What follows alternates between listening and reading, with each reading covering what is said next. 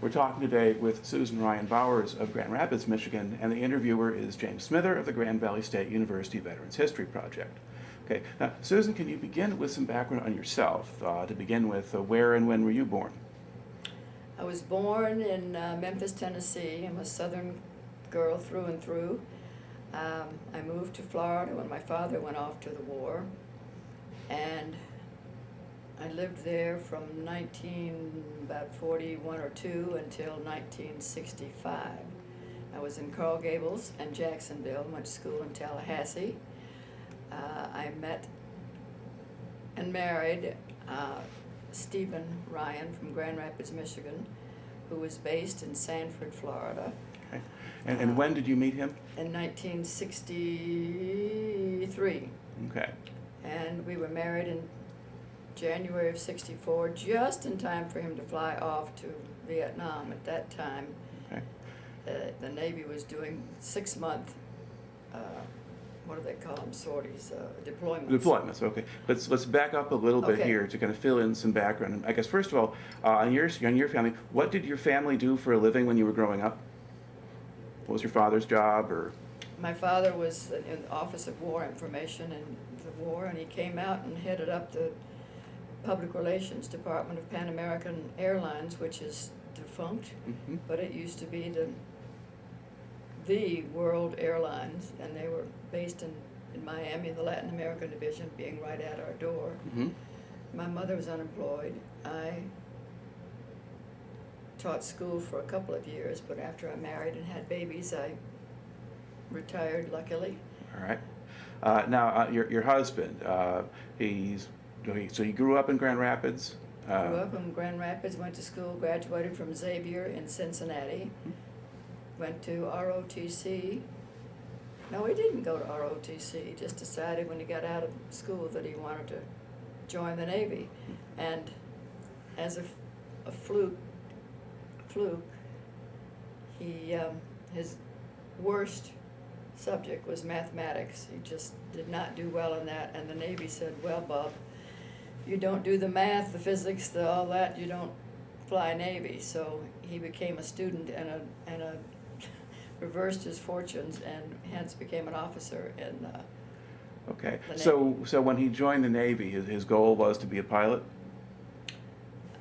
Yes, however, the longevity of the stint proved to be his undoing. He said, I'm not going to go in there for 20 years. But they offered a bombardier navigator in a new plane that was Okay. just fresh out, called the Vigilante. So he went in as they called it a BN, a bombardier navigator, which had a maximum or minimum 5 years. And so he decided that was a better route to go, because I don't think that he was a big family man, and the Navy separations were not conducive to great family life. So Okay. So at the point, what year did he enlist? he graduated from college in '60, and he went in to the Navy in '60. Okay. Got out So, in '65. so I guess at that point, later on, when Vietnam heats up, you could go in as a pilot and be in for shorter periods of time because they needed more pilots.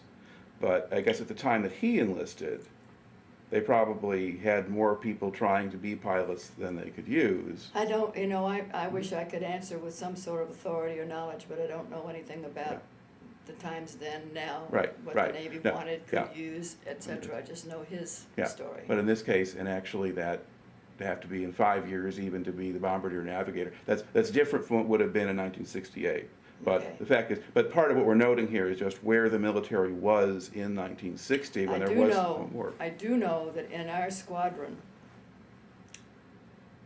everybody was career. Mm-hmm. I mean, everybody. There was no discussing or waffling or debating, or it was you went into the Navy and by golly, you were there until you were forced into retirement. Mm-hmm. There was that love of country, that patriotism, that feeling of giving to something that was larger than you were, and Mm-hmm. the patriotism was their duty to God and country was overwhelming. It was a beautiful thing. Okay. Now, did he tell you much about the training program that he had to go through once he joined the Navy? Did he have a boot camp of some kind, for instance? He did. They went to, was it Virginia, Newport News? Mhm. Pensacola was a big training ground for pilots. Mhm. And what a site to choose to indoctrinate pilots in the state of Florida. They all loved it. Most all the pilots that I knew of, and especially Stephen, were products of Pensacola. Mhm. And you did, I don't know, 6 months maybe? I'm not sure of the time frame Mhm. there. Well, I mean, but did he begin with sort of basic welcome to the Navy, learn how to march, that kind of thing? He began with a heavy dose of mathematics, physics, engineering, etc., etc. Okay. Right, and whatever else occurred, I can't address. Okay, so for him, it was really the classroom work that was, at least that's what stuck with him. But they allowed him to do that kind of training rather than just take tests, so that he got specific. Now, was this specifically geared toward the kind of assignment he would have? Sort of the, I'm not sure of that Okay. either. I know they had a lot of, during the training, they did a lot of flying. And they did, I used to go out to Sanford Naval Air Station and watch them do what they called carrier qualifications, where they would have lights lined up on the runway. And when the plane was coming in, if they saw green lights, they were coming in on the right plane. If they saw red lights, they were too high or too low. They called it the meatball, as a matter of fact. They wanted to get the meatball to light up for them. The meatball was the all green colors. Mhm. And I would watch by the hour care quals in the middle of the night as they were landing on an airstrip at Sanford Naval Air Station, but it was rigged up to be exactly like a carrier deck. And it was pretty thrilling. And if they were off beam or off trajectory, you would hear booming out, wave off, and they would be coming in, coasting in for a landing. They never cut their engines because they had to be able to pop right back up. And then they would, you could see them coming in, all of a sudden they would accelerate the jets and take off. And it was, whoa, pretty darn thrilling. All right. Can't Now- imagine. They said when you landed on a carrier, it was like you were up in the sky and there was a postage stamp that was all lit up. And I'm sure you've heard that expression before. But that was what was, I mean, you can imagine the adrenaline when they say, oh my God, I got to land on that thing. And it's no bigger than your fingernail. So the whole episode of flying in the Navy, and especially on and off carriers, was pretty exciting. Yeah, and pretty dangerous too. I mean, you had accidents. Very. Now at the air station, did they have many accidents with flight training, or that you're aware of? Not at care quals, they didn't. I remember there was one accident that occurred in the sky. An interfering civilian plane came in the pathway, and they could not avert disaster. But there were what you call cold cat shots, where they don't generate enough steam to fling it up the plane off of the ship, and it goes the length of the carrier and then just dunks into the ocean. And they are prepared for that with the ejection seats, but it all happens so darn fast that, and I did have a friend who did have a cold cat. That's a cold catapult. And that's it, you tank, you sink to the bottom, and that's a devastating thing to have happen. And it's a fluky thing, but you know, Murphy's Law. All right. Now, again, when did you meet your husband originally? 1963. Okay. And so at that time, he's just on regular active duty. He's all finished with his training and everything. Deploying to Europe. He was all over Europe on the Forrestal. Okay. Now, how did you meet him? Friends set us up on a blind date. Okay. So were you living and teaching in Pensacola at the time? I was or? in Jacksonville. My family home was, after my father died, my mother moved back to her home in Jacksonville, which Okay. is where I was living, and I was teaching school. And in Jacksonville, there are 5 naval air stations. So it's big Navy city. Mm-hmm. But Sanford, if you recall from the Zimmerman tragedy, is not, at that time, it was, the Naval Air Base was the city. There was nothing else shaking around there. So the Navy flyboys, and most of them at Sanford were Navy flyboys, would go into Orlando or Jacksonville looking for the chicks. Okay. Because there wasn't a lot of pickings down Sanford, so he would come to Jacksonville, and he made friends with people there, and Okay. we had a blind date, and that was that. Because you don't normally expect people who live in Pensacola to meet people who live in Jacksonville. I mean, they are like a few hundred miles apart. Right. Yeah. But Pensacola, they didn't come over Yeah. to Jacksonville. Mm-hmm. Pensacola boys had enough activity over here. Mm-hmm. Sanford's down here, and there was nothing. Okay. So Jacksonville is here. That's right. So there is a great triangle there, but we didn't, but Pensacola, I went to school in Tallahassee. Pensacola Right. boys came over to Yeah. Tallahassee Mm-hmm. Okay. to date and hang out. But they, for the most part, I don't recall ever Okay. meeting anybody from Pensacola. We're just sorting out the geography here for the outside audience. So the Sanford, that's Miami area. Here's the peninsula of Florida. Here's Tallahassee. Mhm. Here's Jacksonville. Here's Sanford. Okay. And so it's what town of any size is it closest to? Orlando. Okay. Orlando is Sanford. It's about Okay. 20 miles outside. Central Florida. 20 miles Okay. west of Orlando. All right. So he's based at Sanford when you meet him. Now, when you got married, after you got married, where did you live? We lived in Sanford, and Sanford is a little county of lakes, and we lived on Lake Mary, Mhm. which at that time was there was a post office and a laundromat, and that was about it. And I have since been through there, and it's a burgeoning town. They've shut down the Naval Air Station, which they did, maybe 15 or 20 years ago. So the Navy was his livelihood, and now it's taken up by, I don't know, all kinds of industry or what have you, but it's a burgeoning little town now.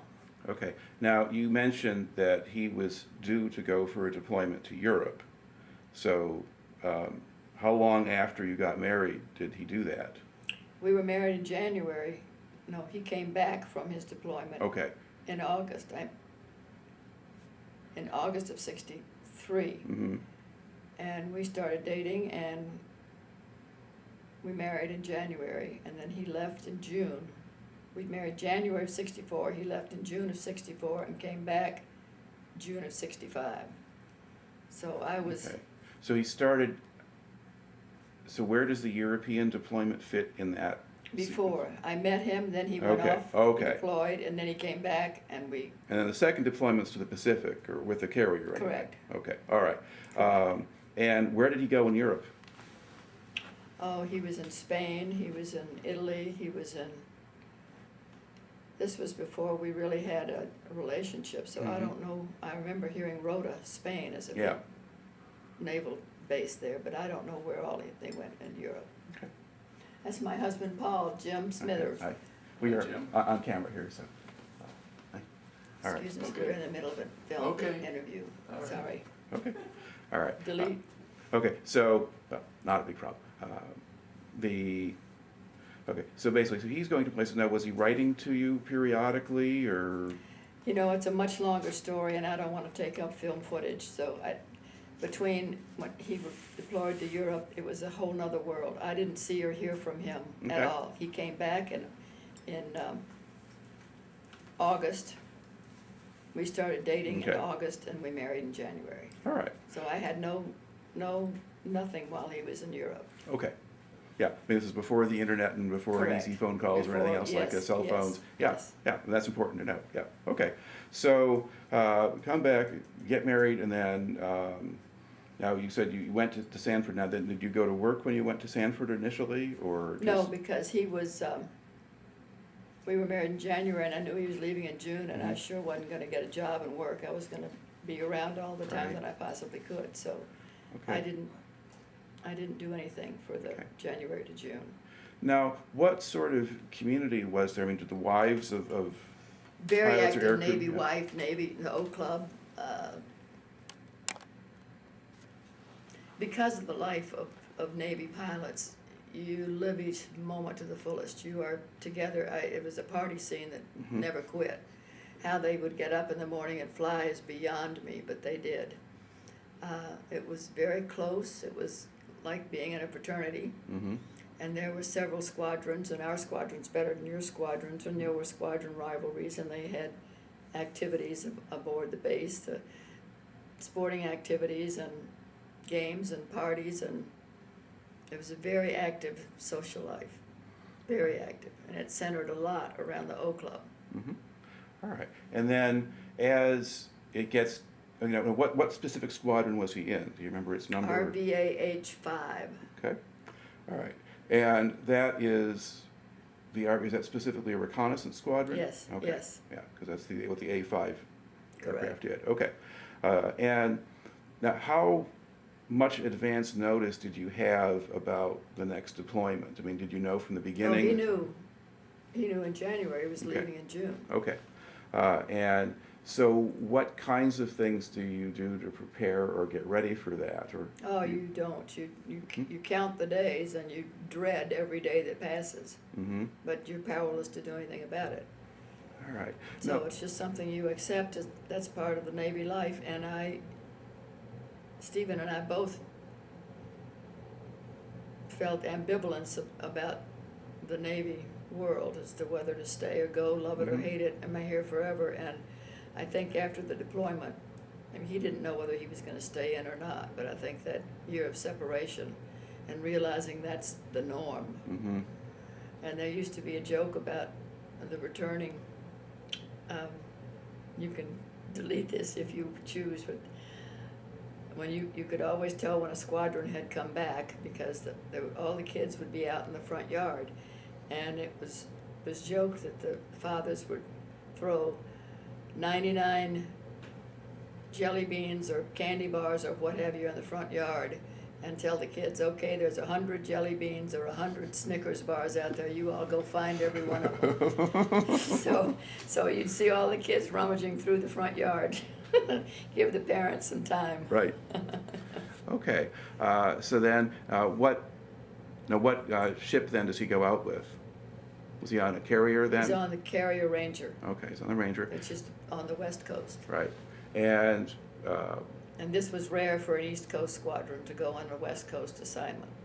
okay. But that was the beginning of Vietnam, and they were grabbing whatever squadrons they could, and Sanford offered the best reconnaissance planes at the time, so Mhm. they were mandated to the West Coast. Okay. Now, when he headed out, did you know that he was going to go to Vietnam, or it was Oh, just yes. okay? Oh, yes. All right. And so when does, let's see, I guess his air medal or whatever lists him as being basically deployed Southeast Asia beginning of December of '64 into February of '65. So then did they actually ship out in November, or is December 1st the date when they go out? Or do you not know? I'm not sure what the Do you know, question well, is. I'm asking, do you know when he actually left the U.S.? I mean, did they set sail on December 1st, or did they No. leave before that? June. It was June to June. Okay, June to June, okay. So he actually has a fair amount of time before he gets all the way to the actual, They go bad. into a program in California. As a Mhm. matter of fact, I can't recall what it was, but it was a horrendous program that they all dreaded because they went through a week of being hunted down by Viet Cong right? and trained to live off of the land. They had no weapons, they could carry nothing on them. And they were in desert country in California. And for 1 week, they had to evade being captured and killed. Mm-hmm. And they ate snakes, and they ate cockroaches, and they ate tree branches. And at one point, they were captured eventually, and they were put into a pen, subterranean pen, and they hadn't eaten in days. And I remember one particular moment that Stephen talked about was when the VC, which were Americans, and they put on the makeup and the uniforms, they did the whole thing to make it real. They stood on top of this pen and peeled an orange and then dropped some of the peelings down through the cage or pen, and it was torment because they hadn't eaten in days, and the aroma, the succulence of an orange, the aroma just permeates everything, and it was like putting a steak under the nose wouldn't have been as effective as this orange. And after the week of whatever they call it, It's survival training. survival training, Yeah. thank you, that's exactly what it was. 1 week of that, the minimum weight loss was 20 pounds. It was, it was horrendous, and they all dreaded it.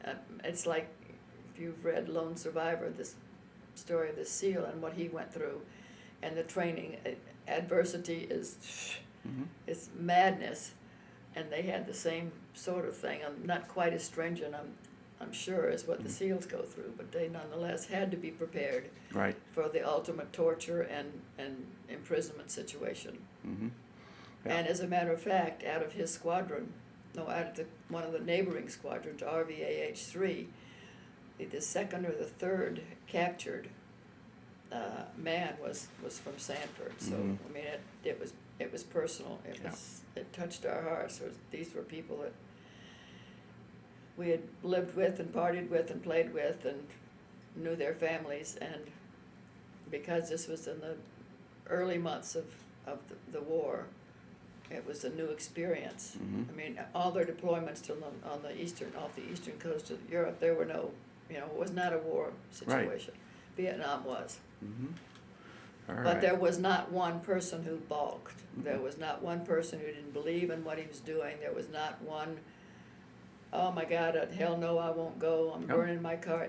That spirit was non-existent. And when he returned, he could not believe the flavor of our country and how bitter and hostile and the animosity that flowed so freely. It was a very... But he's also, he's coming out of a world too, where when you're dealing with aviators and people like that, you've got highly trained, highly motivated people in this kind of group. They're going to be some of the most dedicated people, but it's also pretty common for a lot of people who were in the military at that time. You joined to serve your country, and that's what you were going to do, and that's what you were sent to do. So so he gets his survival training, and then do you know when they actually left California? June. Okay, so they leave in June. So he's only in California for a short time for the survival training. Very short time to do survival school. And then they set sail. And then where do they go between there and Vietnam? Or do you have any idea? They went to Yokosuka. They were in and out of Yokosuka. They went in. As a matter of fact, I was going to fly over there and have Christmas with them, but there was a fire in the engine room on the Ranger. So they were confined to quarters. All sorts of outrageous things happened, so I never got to go. But Yokosuka I remember there being in Yokosuka, which is a Navy port in Japan. They were out at sea a great deal of the time. They were not allowed to communicate when and where, so that part of the trip was an unknown. But from little hints or tips from letters, I knew they were at sea a great deal. Right. Now, late in 1964, in November, when he's out in that general area, that's when the Tonkin Gulf incident happens. And there you had a situation where some Vietnamese torpedo boats had some kind of encounter with U.S. destroyers. And at that point in time, we were doing things like landing what amount to SEAL teams or things like that to make trouble here and there in North Vietnam. All kinds of stuff going on that wasn't quite in the papers. But that happens, and now President Johnson uses that as justification for larger scale intervention. And initially that was using air power. And that ultimately is going to involve your husband and his squadron. So I don't think they had anything to do with the Gulf of Tonkin. Not initially, no, because that's November, and his active duty or combat duty or whatever starts like December 1st. So his carrier deploys to that area and gets involved in the air raids that start up afterward. You would know that, Yeah. I would not, I was not privy to any of that Right. information as to Okay. where and what they were doing. Now, once he got back, I mean, did he describe to you kind of the nature of the missions and what he was doing? No, Okay. So most of what you know about it, you had to pick up from other places, or? I knew about the planes that went out and didn't come back, Mhm. that were shot down, and that they were MIA for days and days and days, and finally, planes would be eventually found, Mhm. and they would consider them, hope that they were dead and not Mhm. captured and Right. tortured. Okay. Now, while he's off on that deployment, would he contact you when he got to port, or how did that work? Did he send you letters or anything else like that? No, mail was it. At that Okay. time, phones were, you didn't make long distance phone calls Mhm. without a great deal, like it would cost $5 for a minute or something such, so we didn't spend our money on that. Mhm. We didn't have Skype. Well, things would be a whole lot different today. Mhm. But no, we just had letters. Okay. And what kinds of things would he tell you about? Would we just ask about stuff at home? Or? The personal things about Vince and John and Dan and their kids, and good food, good movies. At one point, he did talk about somebody, they announced over the intercom, they had movies a lot of nights, and the petty officer or the whatever he was came on and said, "Gentlemen, tonight in the movie theater, we will be showing Henry the V." So funny things like that he would relate, but nothing, no wartime activities. Mhm. It just wasn't. He was very close-mouthed about it. Okay. And then were you following sort of news reports and that Oh, kind sure. of thing? All right. I had moved back to Jacksonville at that time. I was teaching school. I was Mhm. living with my mother. So I was removed from the naval scene, which was good news, bad news. I wasn't down there when they would get the fateful, horrible meetings with the naval people coming to your Mhm. door and saying your husband is gone. Mhm. But on the other hand, I wasn't privy to any of the good things that were happening, so I was really removed. The only contact I had was through his letters. Right. So you're outside of, so there is kind of essentially a support community the wives have for Correct. each other. Correct. You're disconnected from that. Absolutely. And the people in your world really wouldn't have known anything about what that was like. Yeah, they were not hostile. They Mhm. were not. It wasn't an unpleasant milieu. I think they knew that because my husband was over there, they better not Mhm. come up with any cutting, defamatory statements, because I'd leap all over them. Mm-hmm. So it was, I was reading in the papers and seeing on TV all of the outbreaks and outbursts of venom and rage and what have you, but I did not live in it. And also, remember, there are 5 naval air stations, and I mean, it's a military, Mhm. Jacksonville's a military city. Right. So there was not, any adverse reaction. Right. And also, that was still pretty early, but on TV, though, Correct. you were seeing already Oh, the evidence draft of burners protest. and the hell no, I won't go, and I If- mean, I would have thought that after World War II, when there were the America First group Mhm. led by Lindbergh, of all people, that they would see the horrors of war and that we cannot remain separate and apart from it. And that's America's role. We're the most powerful nation. We can't stand and watch from afar when injustices and terrible things are happening. And that's, to me, one of the beauties of our country. It's like right now wherever there's a calamity or an emergency, whether it's a war or a tsunami or a hurricane, America doesn't rest on its launches and say, ho hum, it's your problem, not mine. And I would have thought that the mentality that came out of World War II, I mean, the open reception of everybody participating, from saving your chewing gum and your foil wrappers and your rubber bands, that it would have spilled over a little bit. But I think the 60s 60s were different, but came also in there, and all of a sudden it's no respect for authority, no, don't tell me what I gotta do, I ain't doing it. So it was the flip side of the past, and to me that was, Well, it was abhorrent. I didn't like it. I didn't feel that way, so I couldn't understand it. Hmm. Yeah, I mean, it was a different world in a lot of ways, but also the World War II era, the government made a lot of effort to really rally people behind the cause and mobilize them.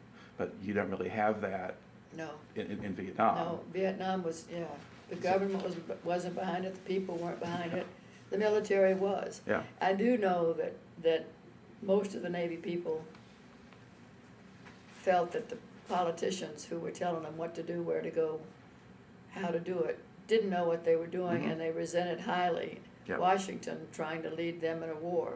Mhm. And they were on site, knew what was happening, could see it, could feel it, Mhm. and yet these people back here in their shiny desks and hallowed halls were leading the show, and Mhm. I guess that's probably a perennial problem with military and with the military and the politicians, that Yeah. there's But a Vietnam general- was different in that a lot more of the blame also got put on the people, the servicemen themselves.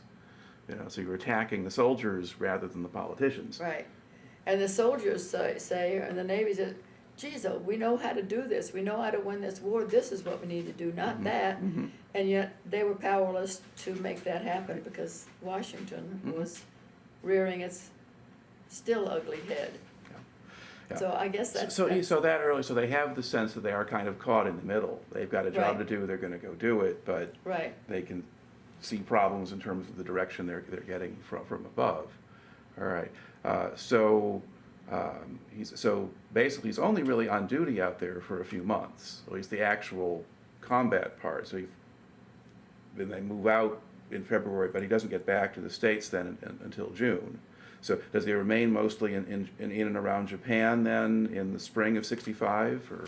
was there what around Well, Japan? but did he stay in that same area? Because he's off the coast of Vietnam until the middle of February, and then there's a couple more months or whatever before he gets home. I don't really Okay. don't know. All right. So for you, that mostly all ran together. But did you know at a certain point that he wasn't flying combat missions anymore, or? No, they were, that was continuous. Okay. I do know they were supposed to be home in March, Mm-hmm. and then in April, Mm-hmm. and then in May, and finally, hurrah, in June. Right. So they're kind of. So they kept extending them because they were needed over there. Mm-hmm. Okay. And then, did he have, and then, when did you actually find out when he was really returning? Did you have much advance The notice? day before. Okay. We knew that this week they would be returning. Mm-hmm. And that was another wow moment. The whole, when a squadron returned, and especially this one from a war, Yeah. where we'd lost our Navy buddies, the whole squadron turned out, and we did not know exactly when. We knew they were flying from Coronado to. They couldn't make the whole trip from California to Florida, so they had to hole up in some place. As it turned out, it might have been Vegas, because half the guys were thrilled to death about it. Hee-hoo! Mm-hmm. We have a layover in Vegas, and the other half, what are we doing? Let's go home. I want to Yeah. go home. And so we found out literally. I remember sitting at the base commander's home with his wife, waiting for the word of when they were coming in. Boy, we put on our best bib and tux and gathered the children and scrubbed them up and took them out of school. And I didn't have any at that point, but everybody else did.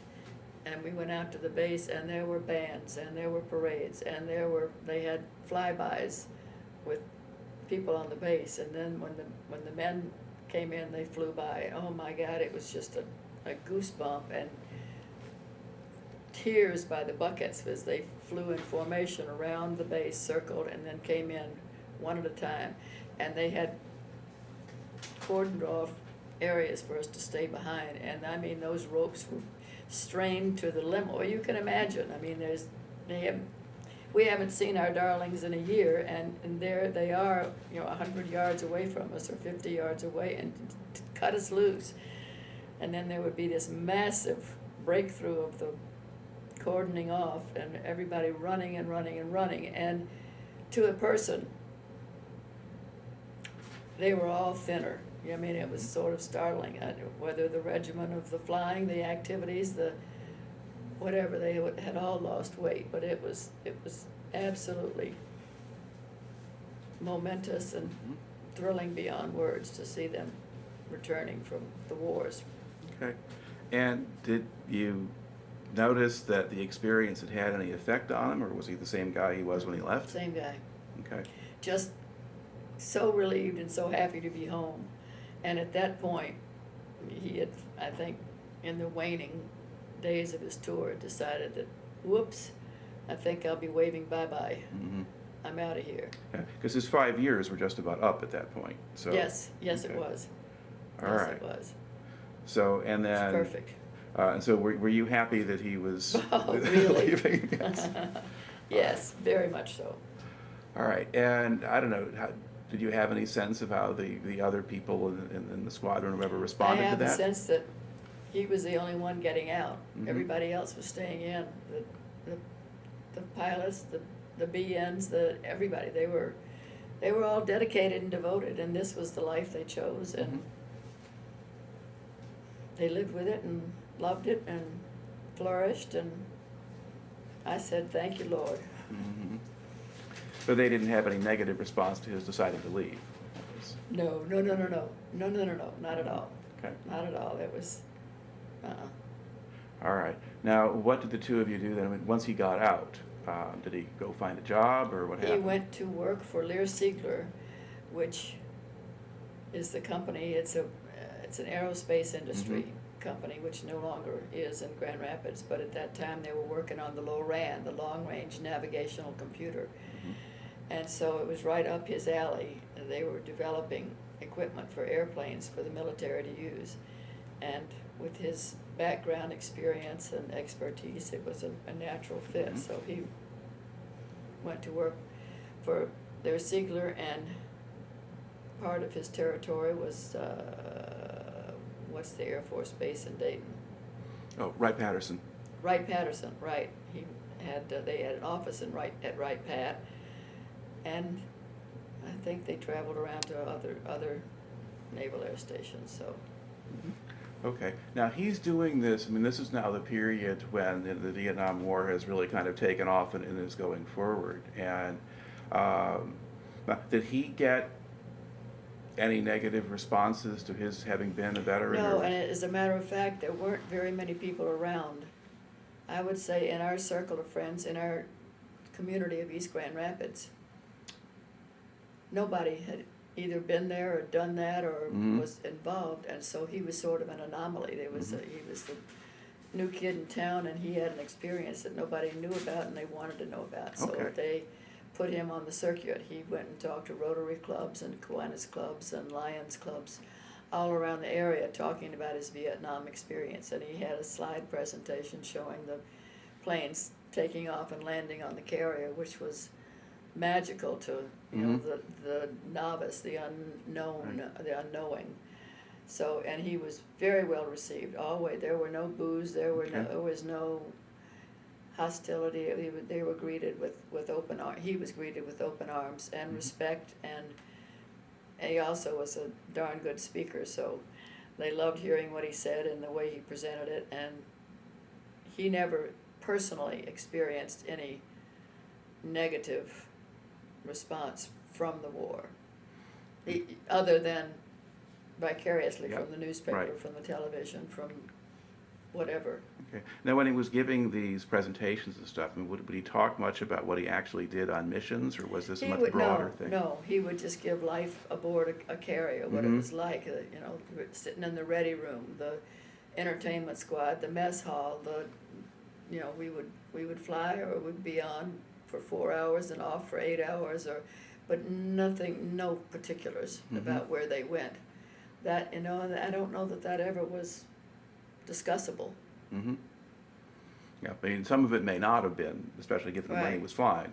I knew they were flying, obviously they took off in the ocean and they would fly along the coast area. And then there's some mountain ranges someplace in there, and that's where several of the planes were shot down. The VC had little ports or forts or what have you, where they could ram those missiles right in the belly of those planes. So Yeah, I mean, most of the missiles come later in the war, but they had anti-aircraft guns, and if you were flying in the mountains, you might be pretty close to the ground, or that you might have to fly very low for some of the things they're doing. And even conventional weapons at that point were pretty dangerous. And there can also be accidents just because of the physical conditions in the mountains and fog and all the rest of it. So yeah, it was dangerous business. And they were also probably going after what we now call the Ho Chi Minh Trail, because those were the trails through the jungle that they brought supplies down, that we were constantly trying to find ways to interdict. Yes, they were monitoring that there. They had the cameras that could detect movement, humans versus machinery versus, I mean, they had such sophisticated, and you know, I wish that he had shared more with me about the weapons, the equipment that we had, the sophistication, because I think I would have been blown away by it. But that was something that he was very close to the vest with. He never would tell. So I didn't know really the capabilities that we had, but I knew that it was pretty darn good stuff. Now, as the Vietnam War kind of dragged on and kind of ground toward its conclusion, and as particularly as the Americans began to really get out of it, did he ever kind of comment on that, or think it was a good idea to get out, or he just never talked about it? No. No, he was devoted to the military and to their making the good decisions and doing what had to be done. Although I always detected a slight resentment of the politicians and their role in the war. Because he didn't feel that they should be adhered to as to what they were saying as to how the war should be run. He felt that the military was, but I think that's sort of a perennial problem, or a common ground. The military always feels we don't want anybody interfering with us. And I remember, well, probably you do too, MacArthur. I mean, MacArthur was whoa, what a perfect military man, and all of a sudden Truman says, no, he's not. He's defying his commander-in-chief, and adios. And the military was, huffy about that. Well, it depended. Some of them didn't like MacArthur at all. There's got to be a balance, I'm sure.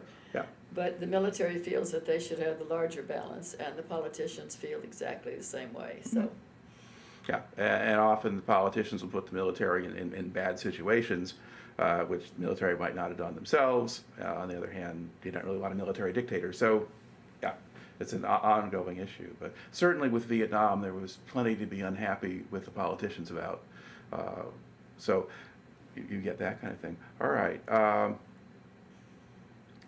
And did he ever make any comments or observations about the anti-war movement, or did he just kind of tune that out when it showed up? No, I think he was disappointed, and if I can even say that, I think he was not miffed but hurt that people felt the way they did, because he was so devoted to the military and what it stood for and what it did, that when people reared their heads and said, nah, we don't like this, we don't want it, and it was vicious, it was violent, as we all know. I think that he had a hard time understanding it. I know he could never accept it, but I think he worked on trying to understand it, but even that was hard to do. Yeah, I'm not sure it's that much easier. It's just a venomous time to be living in. It was very sad, and I wasn't in the military, but I felt the same way. I guess it rubbed off on the osmosis does occur. Well, you knew him and what he was doing and what he was doing it for, and that didn't seem to connect with what people assumed. Yeah. All right. Now, you said that when he's doing his presentations, he's talking a lot about sort of life on the carrier and that kind of thing. What parts of those stories kind of stand out in your mind? I don't know. I thought it was all fascinating. A day in the life of a pilot, and seeing the pictures of their rooms and seeing them in the mess hall and seeing them in the ready room, and just the day-to-day life. There were no shoot-'em-up pictures or presentations. It was just He just sort of talked about the role of the military in war Mhm. and the capabilities and the possibilities and the limitations and just, generic stuff. He wasn't specific about the VC or Oh, yeah, North yeah. and South. But I was actually kind of asking more about just that kind of daily life quality and so forth. I mean, how was that different from life back home? Or if you're back on an air base, what's the difference between the two? Well, the adrenaline level, for one thing, when you knew that you were going out on a night sortie, and when they were not coming, when the planes started not coming back, it's a whole lot different from being in the relatively calm atmosphere of a naval air station. They felt the losses very greatly, and there were 4 or 5 in our squadron that didn't come back. How tightly packed together were they? If they're living on a carrier, they're officers, but I mean, do they have much space, or are they all? Oh my word! Their rooms were as big as put together about 40 shoeboxes. Very small quarters, bunk beds, and a desk and maybe a chair, and just, really tiny. I don't think they spent much time in those rooms. They couldn't, you'd go crazy. But they did have the ready room, which was tables and chairs, and that was sort of a meet and greet kind of place, and they discussed their sorties and look at the terrain and see what was coming up and examine their missions and swap stories of outrageous proportions. And there's the camaraderie, because you're defying death every day. You draw close to those around you, and there's a sharing of emotion, of feeling, of spirit, of all sorts of things. So it's just a very close-knit group of men. All right. And how do you think he viewed his time in the service, kind of looking back on it? Or How do you think the what? How do you think he viewed his time in the service? Or? As very rewarding, as very, it settled him on his life's path. It gave him experience of leadership, of being in impossible situations and having to fight your way through it. It's just, I think the options and the lessons are untold. As a matter of fact, we both shared the same sentiment that when somebody graduates from college, it ought to be mandatory that you serve a year in the service of your country, whether it's Peace Corps, Job Corps, the military, whatever, as a maturing experience to give you guidelines and a view of life other than the me too. It's all about me. Get them out in the world to see what the world is really like after the mollycoddling of the parents and the schools.